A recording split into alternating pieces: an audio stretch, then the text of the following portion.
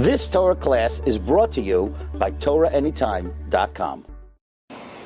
Bershus the Imar D'Asra, Rabbi Yoel Schoenfeld Shlita, Bershus Harab Fabian Schoenfeld Shlita, Rabbanim Chashuvim, Avi Moiri.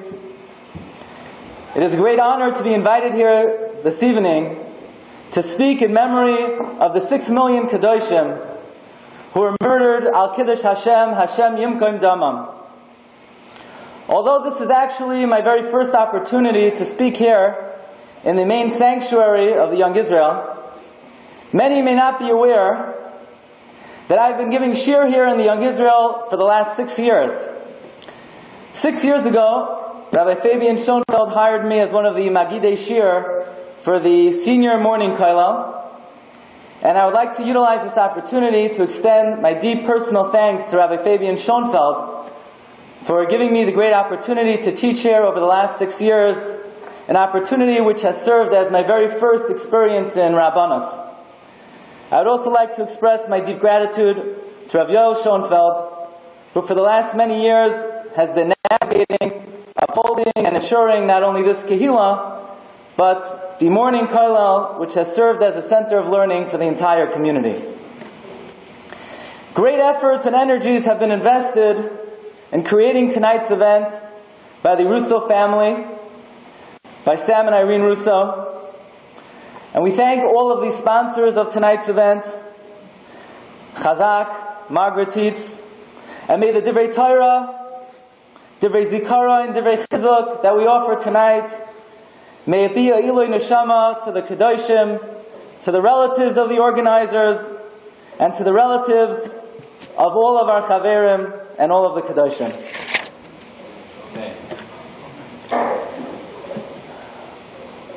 For a young person to be selected to speak about the Holocaust, it may not be the natural choice. Obviously, I am not a survivor, nor are my parents. But nevertheless, I must say that the topic of Holocaust Memorial is a topic that is very close and dear to my heart.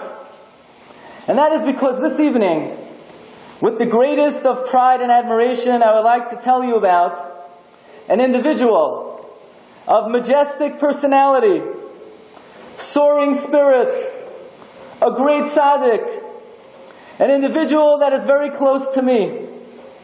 I'd like to tell you about my grandfather, Harav Mordechai Leib Glatstein, Hashem Yishmereu V'chayeu La'orech Yomim V'shanim. My grandfather is a survivor of all the infamous camps, Dachau, Treblinka, Auschwitz. And 2 summers ago, together with my father, who's in the audience tonight, Zol Gesundsein, together with my brother Ari and his family from Eretz Yisrael, we all made a trip to Pittsburgh, Pennsylvania, where my grandfather has been a Rav since Sunday evening, December 9th, 1951. That's a long time. And for the first time, my grandfather sees so many children, grandchildren, great-grandchildren at once. He was overcome with emotion. And he had the following flashback. He remembered being in the death camps.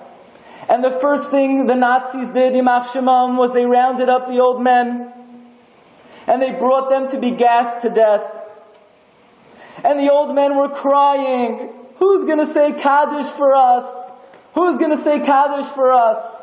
Who's going to say Kaddish for us?" And my grandfather remembers, who's going to say Kaddish for you? Who's going to say Kaddish for me? My grandfather wasn't married at the time. He didn't have children at the time. Who's going to say Kaddish for me? And now, 75 years later, children, grandchildren, great-grandchildren, who could have ever imagined such a possibility? And then my grandfather revealed to us that when he heard those old men crying, who's going to say Kaddish for us? He accepted upon himself to say Kaddish for these Kedoshim every single day of his life since the year 1940. So for me to have the opportunity to speak here tonight at what is called the Yom HaKadosh HaKlali, this is a legacy that my grandfather has been carrying out every day of his life for the last 75 years. I recently came across a book entitled Theological and Halachic Reflections on the Holocaust. And I discovered an article in it that was written by my grandfather, and I would like to share with you a few short parts of this article that gives a vivid first-hand account of the Warsaw Ghetto uprising. My grandfather writes the following. He writes, Ani hagever ra ani b'shevet evrasai. I am the man who saw the afflictions of my people. I am the victim, and I am the witness. I saw the Warsaw Ghetto with thousands of skeletons extending their bony arms as if begging for mercy and life. I saw the Warsaw Ghetto littered with corpses, their faces distorted and swollen, their eyes wide open, skulls crushed. I saw blood everywhere, the blood of our children, our brothers and sisters, our fathers and mothers. No imagination, no matter how daring, could conceive of anything we have seen and lived through. No language has been created to describe the enormity of the Holocaust. My grandfather continues. The aftermath of the uprising. The Gehenna of Gehennas. On that day we first saw the men, the women, the children being led into the house of death. I shed bitter tears of despair. We suffered most when we looked at the children, accompanied by their mothers or walking alone. And within moments, their lives were snuffed out. The yells of the women, the weeping of the children, the cries of despair and misery, begging for mercy, for God's vengeance, ring in my ears until this very day. Keil nekamois Hashem, Keil nekamois Sophia, Hashev Gemul Algeim. Can we dare ask the question? Can we dare ask why? Why did this happen? Why was a third of European Jewry decimated, not only by the Nazis, but by civilians, German civilians, Polish civilians, Ukrainian civilians, while the entire democratic world stood by mutely, including our very own Medina Shel Chesed? Can we ask that question? We can't. We can't. It's impossible to fathom. It's impossible for the human mind to comprehend. Any attempted insight falls so short of what satisfies the mind of a Basar V'Dam. But please allow me to provide the following perspective. Parsha Vayigash, last week's Parsha, Yaakov Avinu goes down to Mitzrayim. No doubt it was a very bittersweet moment in the life of Yaakov Avinu. On the one hand, it was certainly the most exhilarating moment in Yaakov Avinu's life, reuniting with Yosef HaTzadik. After 22 years of thinking his beloved son had been torn apart by a wild animal. It was so joyous. It literally revived Yaakov Avinu, V'atechi Ruach Yaakov Aviem. It revived him physically. It revived him spiritually. But on the other hand, Yaakov Avinu was going down with the realization that this was beginning the tragic era of the Avadim V'inu Oisam Dalad Me'oshana. They were going down for the long haul. Shibud, Avdus, physical torture, spiritual descent. It was the most depraved and degenerate society in the world. Ervas ha'aretz, had we remained there a moment longer, we would have fallen to the spiritual point of no return. You could only imagine the spiritual turmoil, the physical turmoil, the emotional turmoil of Yaakov Avinu. On the one hand, the unification with Yosef. And on the other hand, the Jewish people are going down for enduring bondage. And God tells Moshe Rabbeinu, God tells Yaakov Avinu, Yaakov, Al tira merda Mitzrayim, don't be afraid. For Yosef, Yashis, Yadai Aleinecha. Yosef will place his hand on your eyes. And it's quite mysterious. What is Ribbon Shalom telling Yaakov Avinu? That Yosef will place his hands on his eyes. What is that supposed to mean? What kind of clarity would that offer? Why would Yaakov even want Yosef to put his hands on his eyes? And even more mysterious, the Zohar HaKadosh says, the Yosef Yashis Yadav Aleinecha, 3 words, Da, Raza, Dekriya Shema. This is the secret of Shema. What is that supposed to mean? How is Yosef putting his hands on the eyes of Yaakov Avinu? How is that the secret of Shema? And if you look in the Sefer Koil Aryeh, which is a rare Sefer, it was written by Rabbi Avram Yehuda Cohen, the Rav of the city of Mad in Poland. He suggests the following. He says that in life we have moments of happiness, moments of joy, moments of exhilaration, when we see the Rachamei Shamayim, the Midas HaRachamim, Yud Kei Vav Kei. And unfortunately, Lo Yaleinu, there are moments in life where what we see to our eyes of Basar V'Dam seems to be nothing other than tragedy, nothing other than Midas Hadin. And yet we, Ma'aminim, B'nei Ma'aminim, accept the principle of Koman de Avid Rachmana L'Tavavad. That even though it may not look that way, and even though it doesn't seem that way to our eyes, and as difficult as it is to accept, that is what we believe. Koman de Avid Rachmana L'Tavavad. Says the Sefer Kol Aryeh, this is what we declare when we say Shema Yisrael. Shema Yisrael, Hear, O Israel, Hashem, Yud Kei Vav Kei, Midas HaRachamim.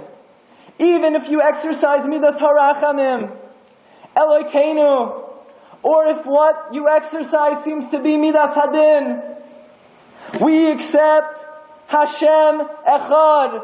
There's only one purpose. There's one Ribbon Shalom, and everything he does is l'chesed. And how do we proclaim this ideal with conviction? It sure doesn't always look that way. Says the Sefer Kol Aryeh, that is why when we say Shema, we close our eyes and we say Ribbon Shalom. Not everything in this world is the way it looks to our eyes of Basar V'Dam. We say Ribbon Shalom, we accept Hashem Echad.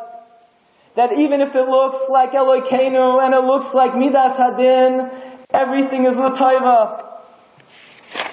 Yaakov Avinu is going down to Mitzrayim, he's frightened, he's scared. The Ribbon Shalom says, Al tira, don't be afraid, I'm doing this for a good purpose.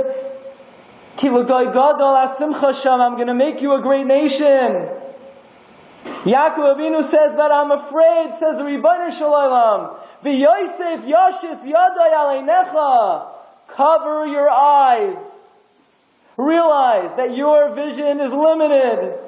The vision, the perception, the understanding of a Basar V'Dam is limited. And you know who's going to teach you how to close your eyes? The Yosef. Yosef will teach you to close your eyes. The events of the life of Yosef will teach you. You thought Yosef's episode was tragic. Yosef thought it was tragic. 22 years of separation. But look at him now. He's the second most powerful man in the world. He controls the world economy. I did it for chesed. Ki lemichya shalachani Elokim. V'Yosef, the events of the life of Yosef HaTzadik, Yashis Yadai Aleinecha, teach you that not everything is the way it looks. Says the Zohar HaKadosh, Da Raza de Kriya Shema. This is the secret of Kabbalah's oil, Malchus Shamayim.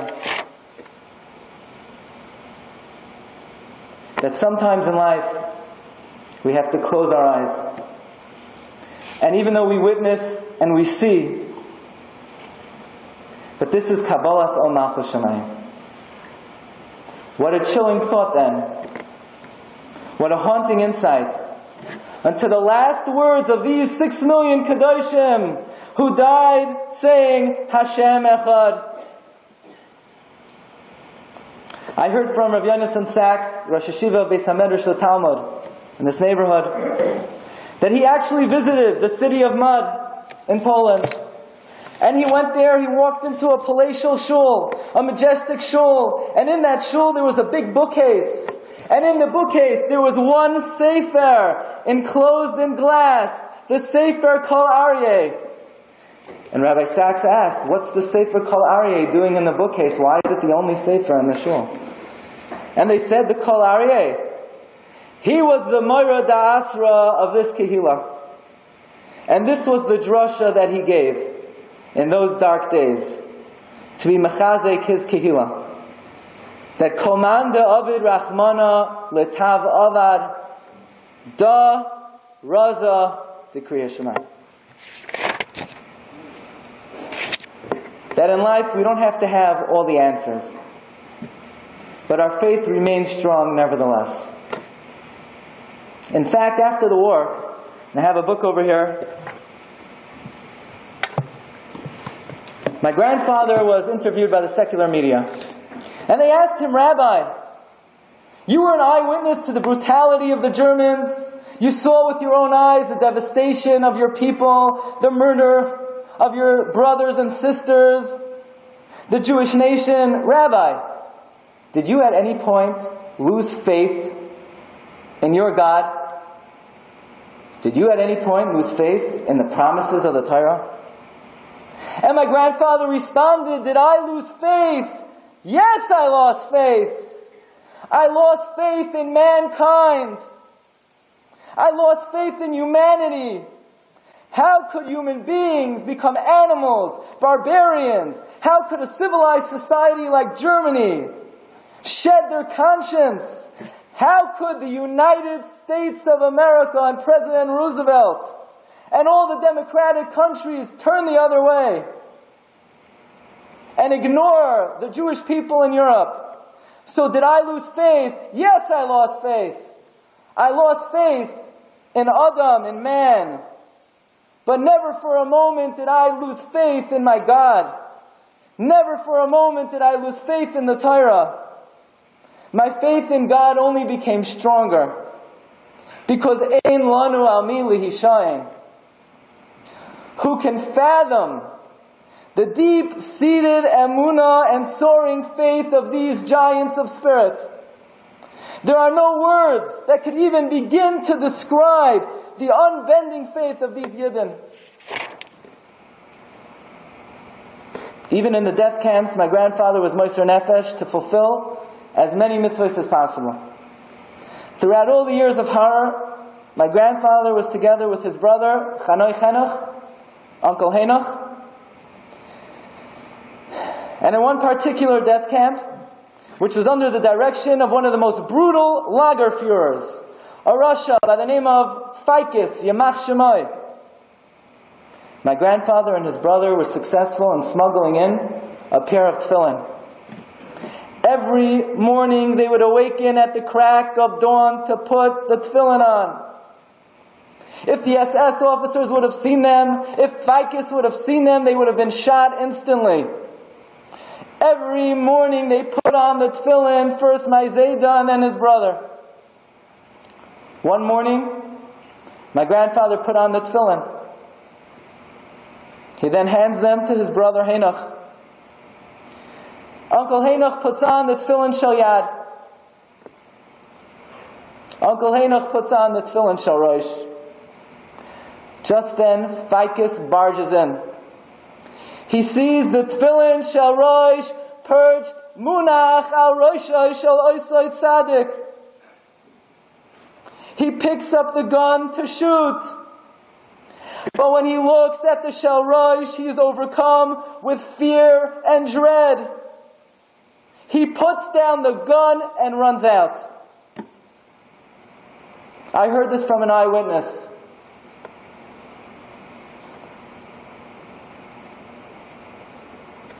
My grandfather explained this is a fruition of the Gemara in Brachos. The Gemara in Brachos says, "V'ro kol amei haaretz ki shem Hashem nikra lecha v'yaru mimecha." Says the Gemara, "Elu tefillin sheberosh." My grandfather said it was a nes nigla. It was an open miracle. I found an article my grandfather wrote in Das Yiddish Wort, the Adar Aleph edition, Tafshin Nun Zayin, that a few days after this incident with the tefillin, they were forcibly marched, accompanied by beatings, by the watchful guard of the Ukrainian murderer, Evan. My grandfather writes, one of the Ukrainian soldiers shot Uncle Henoch. The bullet merely passed through his body without inflicting any life-threatening wounds. Ukrainians said to him, "Stop! Halt!" And they instructed the rest of us to go ahead. They were hoping to finish him off. He ignored their orders. He continued running with us. A miracle occurred. The bleeding stopped and the wound healed.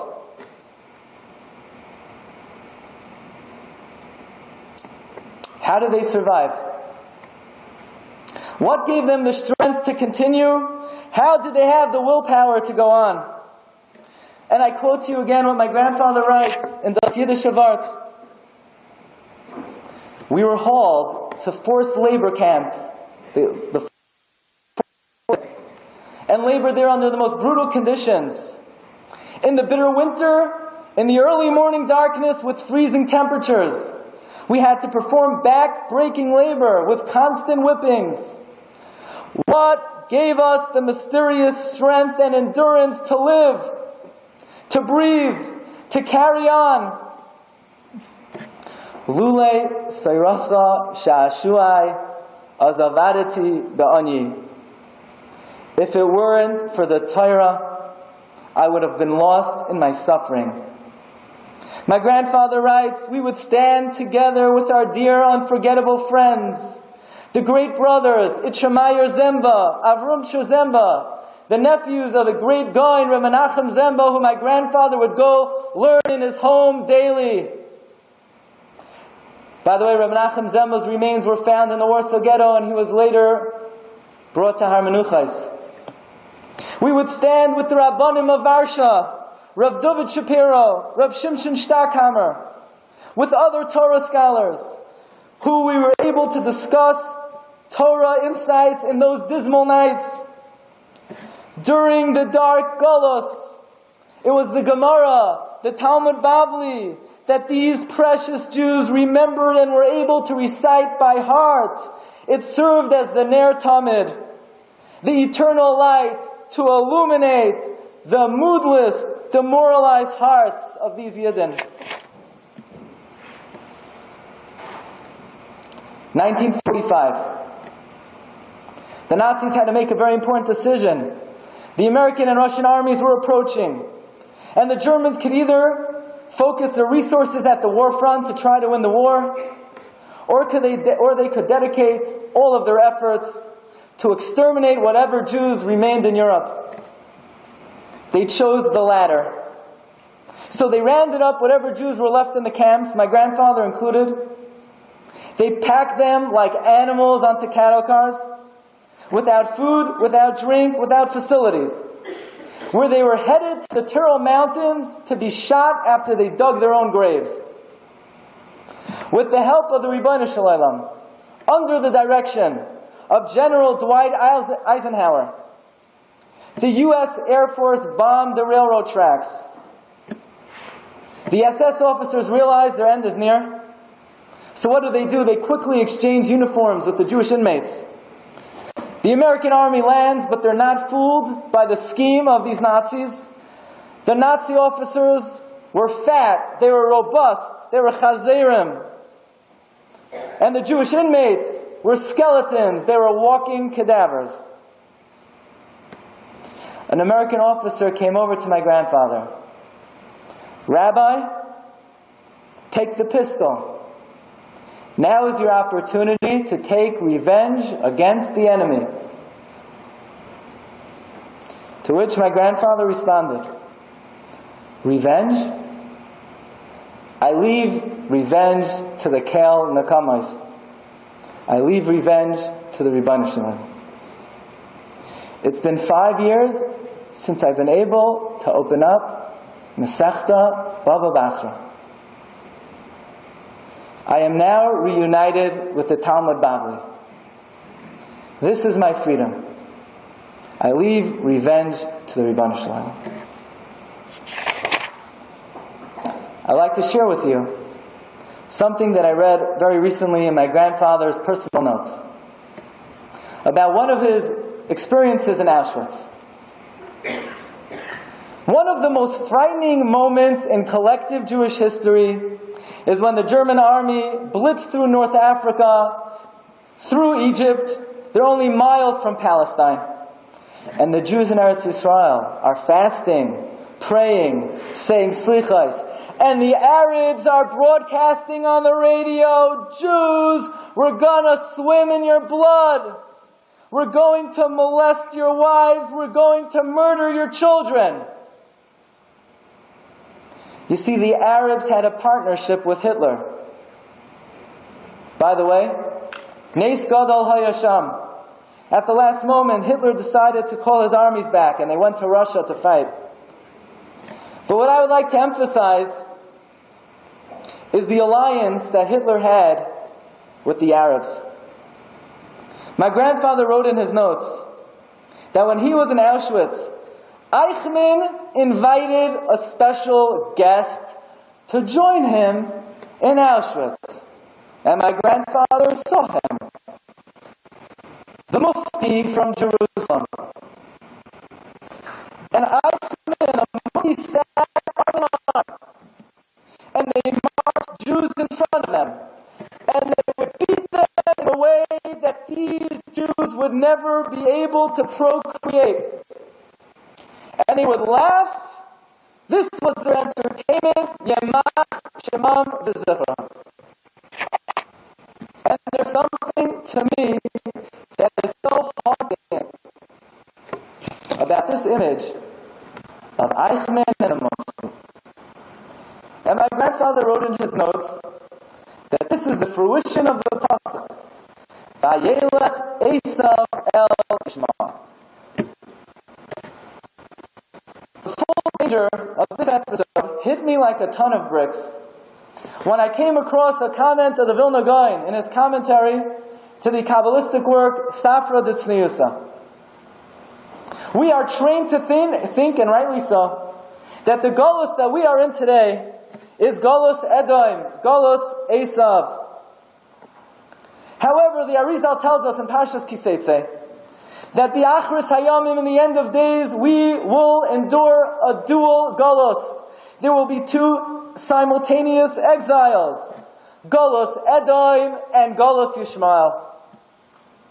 And unfortunately, this is a reality that we are coming to see with our very own eyes. Says the Vilna Gaon, these two Golusim have a special name. Yishmael is called Chamor, donkey. Abraham says, Shavu lachem payim hachamor. Yishmael's mother is Hagar, Hamitzris, Asher besar chamoirim besaram. Esav, on the other hand, is called Shiur, Par.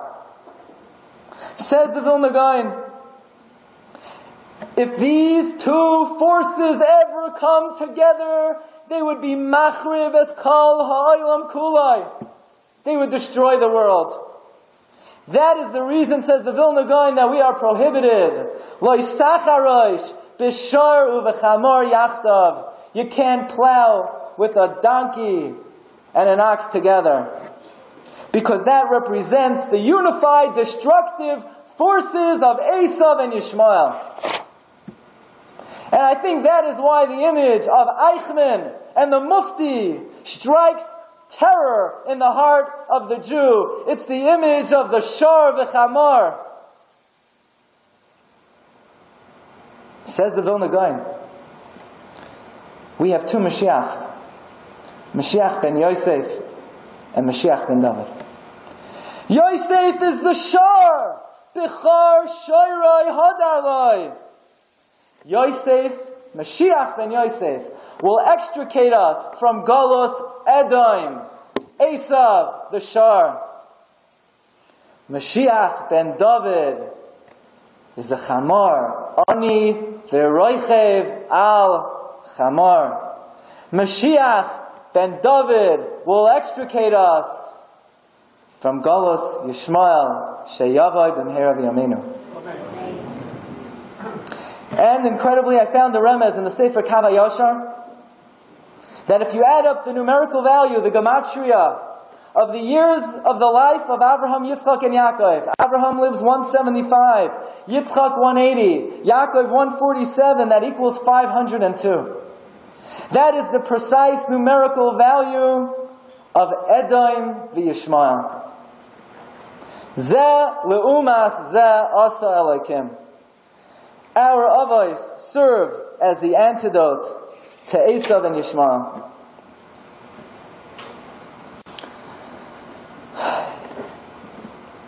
I've shared with you some vignettes, some stories, some insight into the experiences of my grandfather. B'ezras Hashem, working on a book about my grandfather together with my father. The name of the book is called Parshas Gedulas Mordechai. And the Siyata D'Shmaya, I hope the book sees the light of day in the near future.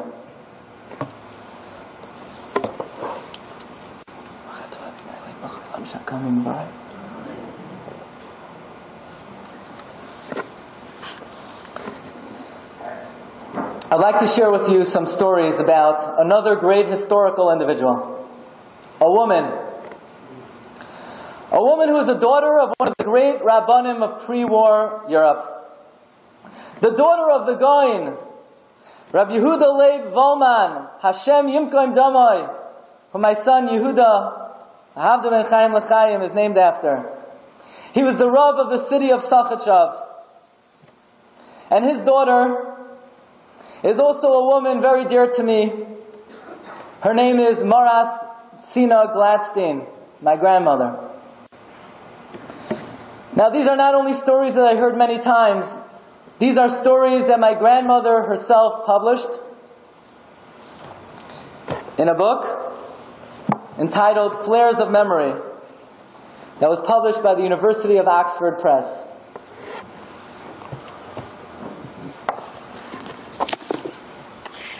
Flares of Memory.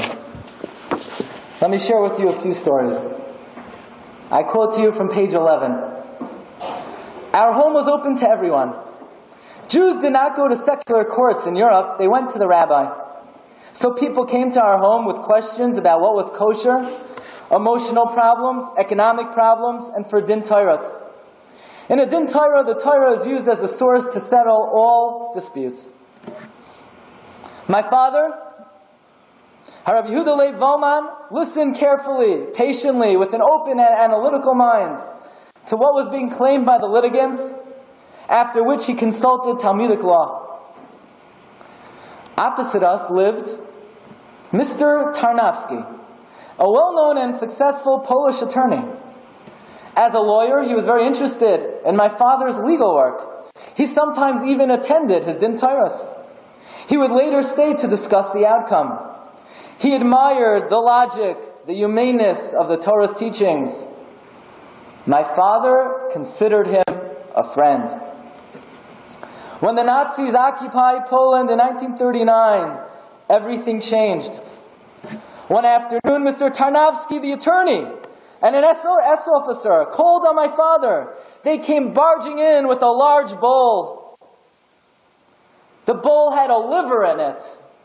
The bowl was slammed down on the table with malice, blood splattering over the white tablecloth, designed purposely to humiliate my father.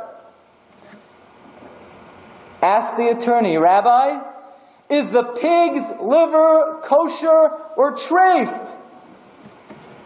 Mr. Tarnowski, you know very well that according to Jewish law, I cannot judge a non-kosher animal. Rabbi, judge. I can't. You must. Otherwise you'll be hearing from us soon. They stalked out of the room, slammed the door behind them. My father was shaken. He knew he had to leave immediately. Fast forward, 1942. The Warsaw Ghetto. My grandmother writes, page 107. When my family was in the Warsaw Ghetto in 1942, the Gestapo came and took my 15-year-old brother. I never saw him again. My father realized it was the beginning of the end. He turned to us. He said, the Shalshelas Hazav, the golden chain of Judaism, which has lasted for thousands of years, has to be continued. My two daughters, with Hashem's help, maybe you can do this. Polish passports had been secured. Now the escape through the sewers was abhorrent to me. Only the gates remained. At the moment of the changing of the guard, a group of us ran to the gates. The alarm was sounded. Powerful lights made us highly visible. Bullets flew overhead. A few of us made it. We ran blindly. Only Hashem could guide us to the forest. For 3 years, my grandmother masqueraded as a Polish Christian peasant. It's New Year's Eve, a little in Yana D'Yoma. Xmas, 1942. And I read to you from page 109. Xmas is approaching. The air is festive. I must not be an outsider. I am not Sina, the rabbi's daughter. I am Luchinka, a Polish girl. And I must do what all other Polish girls do. It's not easy, but Hashem will guide me. Like all the other girls, I dress in my best. We are going to midnight mass. I must be careful. Any difference would mark me immediately. The mass is over. I pass the hurdle satisfactorily. Be'ezras Hashem. Xmas Day, another stumbling block. We form groups, we go from home to home, singing Xmas carols. Now follows the Xmas feast. We're all invited to the mayor's house. The Xmas tree is ablaze with colored lights. Food is plentiful. Liquor more so. It's no surprise the party becomes uncontrolled. Every time my group takes a drink, I do likewise. Pleading a headache, I go out for some air. I retch. When I feel myself again, I return to the party. Why was I forced to drink? Liquor loosens the tongue. Then the game begins. Believing me drunk, they shower me with questions. Luchinka, where were you born? Luchinka, where was your farm? Luchinka, where did you go to school? Luchinka, what church did you attend? My answers satisfy them. I am safe for the time being. Once more, Hashem was with me. The encounter, page 111. The Gestapo came to the farms of Poland and rounded up all able-bodied villagers for forced labor in Germany. We were taken to Warsaw to be deloused and to have our papers checked and rechecked. Why this checking again and again? The Gestapo, with the help of the Polish informers, suspected there were Jewish girls in the group. After the delousing, we were marched to the barracks, giving the Gestapo more time to check and check again. In the morning, we lined up for our rations, stale bread, a little marmalade. At the table through the grapevine, I heard the newest transport had come from my hometown of Sakhachev. My heart froze. Despite this terrible shock, I had to act normal. That night, I went through hell. I prayed like I never prayed before. The next morning, after breakfast, we lined up. The Gestapo marched in. Achtung! From his memo, he read, Jerusalska, Wojciech, Nazabirska, step forward. He shot them dead on the spot. Their papers were forged. My heart was racing. The next ration of the day, I noticed someone on the Sakhachev transport was staring at me. He had been my classmate 3 years earlier in the 6th grade. Now he was 13. But with the same Polish upturned nose, the same blue eyes, I braced for the worst. The worst happened.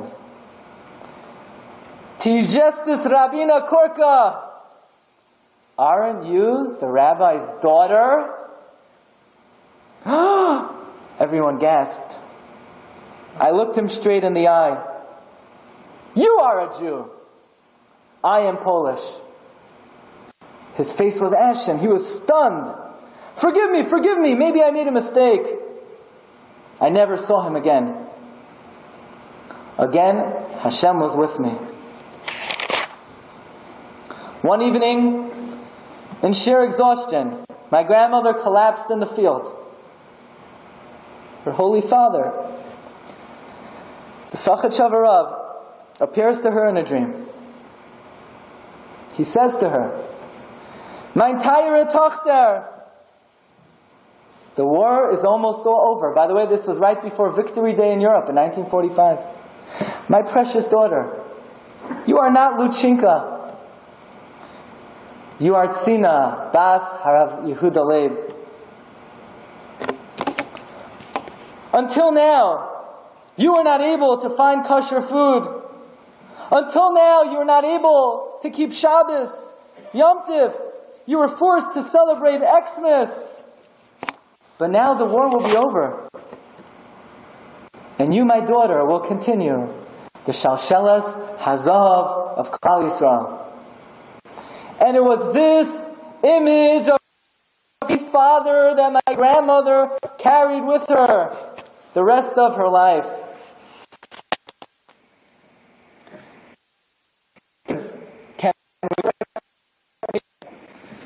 I am not able to do that. But if you are searching for meaning, and if you're looking, what do we take out of the Holocaust? I have some.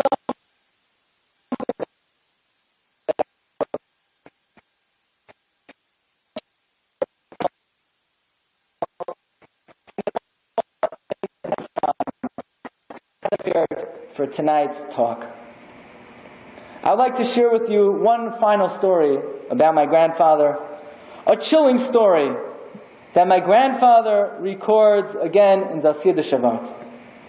My grandfather writes, from Radom we were transported to Dachau, the Emek Habacha, the valley of weeping of the Germans, Malach Hamaves, killings every day, total humiliation in the eyes of the Germans who derived their greatest pleasure from our suffering. My dear brother Heinach and I were kicked and chased to the crematoriums. At the doorstep of the base Hasrefa, where tens of thousands of Jews were convulsing in the most abhorrent manner, my brother asked me, my grandfather says, Mein teure Brüder, I would like to ask for some water. My throat is so dry. I'm going to die even before I get in. And my grandfather responded, better without water, so death will relieve us of our pains sooner. With one foot in the base Hasreifa moments from the Olam Ha'emes. A heavenly miracle occurred. Standing at the threshold of death, an SS officer came out of nowhere, grabbed us, and remarked in a commanding voice, "You are capable of work." And he dragged us out. This godly wonder will remain in our memories forever. Where was the Ribbon Shalom in the Holocaust? Where was God? I'll tell you where he was. He was at the threshold of the doorway of the crematoria, and he miraculously pulled my grandfather out.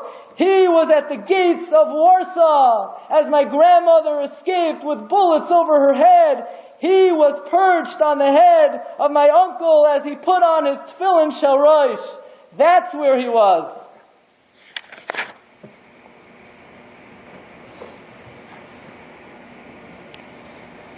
But then I began to think that to say that the Ribbon Shalom only saved my grandfather and only pulled him out of the gas chamber. Well, had the Ribbon Shalom not saved my grandfather and not saved my grandmother, I certainly would not be here today. I would not be. The battery is blinking of the Chazak broadcast. I would not be. The Ribbon Shalom rescued my grandfather from the gas chambers. The Ribbon Shalom rescued my father. The Ribbon Shalom rescued me. The Ribbon Shalom rescued my children. He saved us. I guess he wanted us. I don't know why, but he must have wanted us. And you know something? If you are in this room today, the Ribbon Shalom wanted you too. He rescued you too. Many times. God's been looking out for you for the last 3,300 years. You know, people say, if only I would see a miracle, if I would see Kriyas Yamsuf, if I would see the Nisim in Eretz Yisrael, that would really fortify my Emunah. You want to see a miracle? Look around in this shul tonight. Look at the face of another Yid.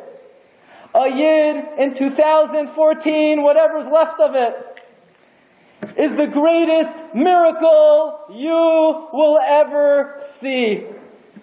If only you knew how the Ribbon Shalom has been looking out for you for the last 3,300 years.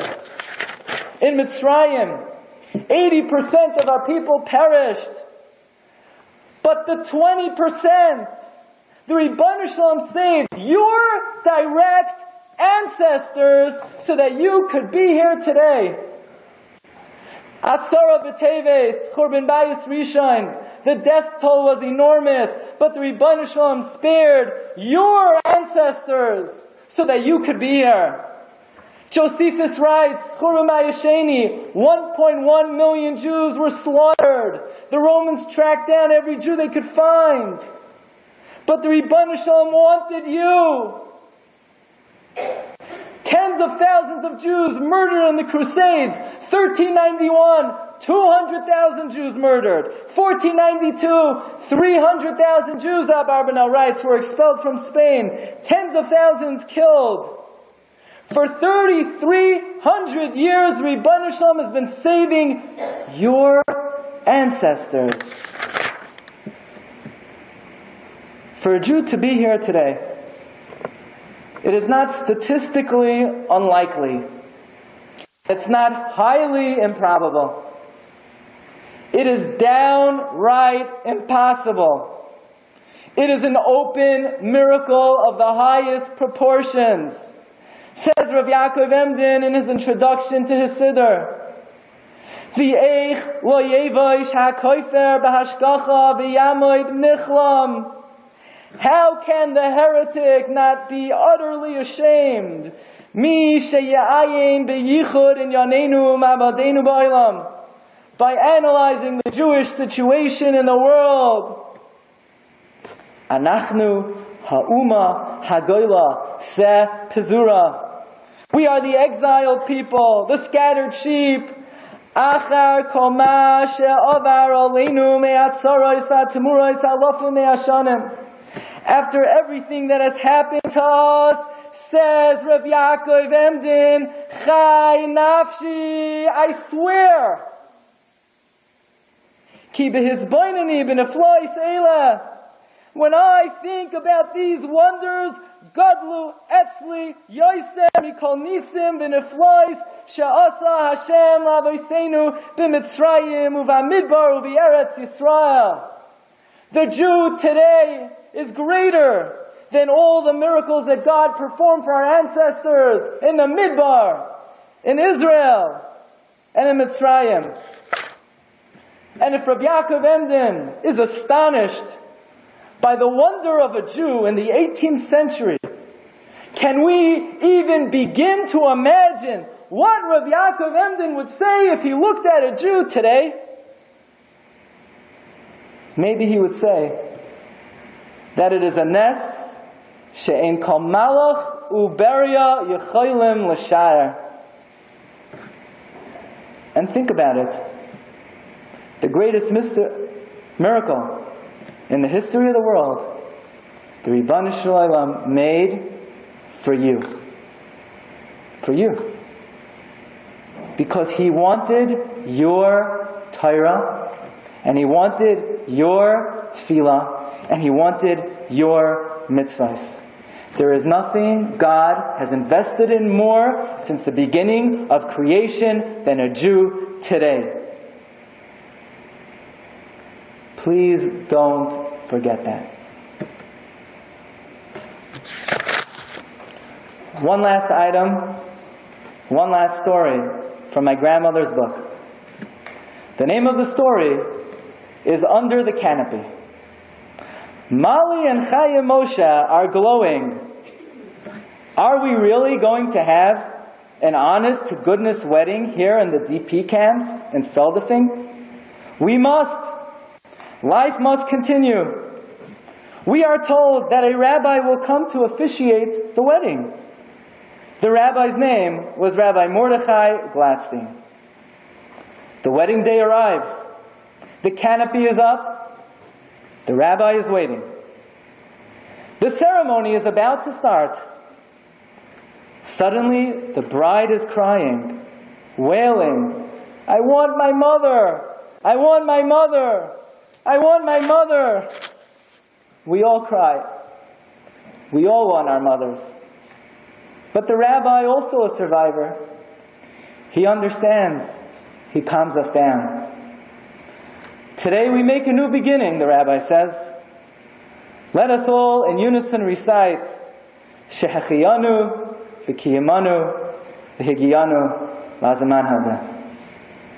2 months later, Rabbi Glatstein returned to our camp with a delegation representing the American Joint Distribution Committee. After the war, my grandfather was appointed one of the heads of the American Joint, where unbelievably he was able to distribute and import to the survivors talesim, tefillin, mezuzos, daled minim, matzos. I have pictures in this book of my grandfather distributing matzos in the DP camps, distributing daled minim. Be very happy to show it to anybody. He built mikvahs in the DP camps. He built yeshivos.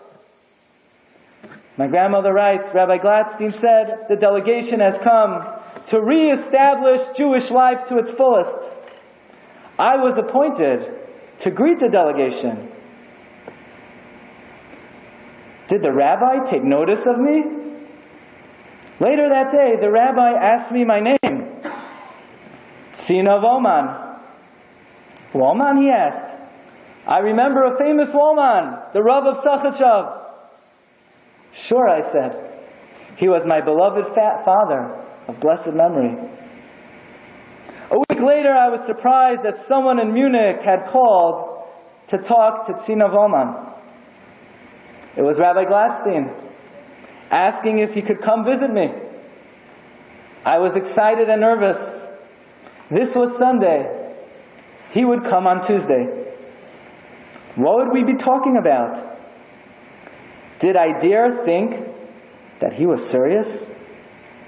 The Talmud teaches us, Min ha-Torah, Min ha-Neviim, Me ha-Ksuvim, Me Hashem, Isha le'ish. Where was the Rebbeinu Shalom? He was in Feldefink, being mezavig these two holy survivors. The Rebbeinu Shalom was ensuring the continuity of the Shalsheles Hazav of Klal Yisrael. My grandmother concludes, she wrote this many years ago, after 45 years, now Kanai Nahara, 68 years, the bond has continued stronger than ever. Be'ezras Hashem, that bond will continue la'olam ba'ad. May we all be zaycha to see Sais, Tasis, the Sagel, Ha'akara, the Kibbutz, Banea, the Soicha, the Simcha. May we all see B'nei Chamas, Tzion, B'Yerushalayim. And on that great day, V'tzayim Haravi, V'tzayim HaChamishi, V'tzayim HaShavi, V'tzayim HaAsiri, Yiyeh L'Beis Yehuda, L'Sasayin, L'Simcha, L'Mayadim Toivim, V'Ha'emes, V'Ha'Shalom, V'Havu. Thank you so much for listening.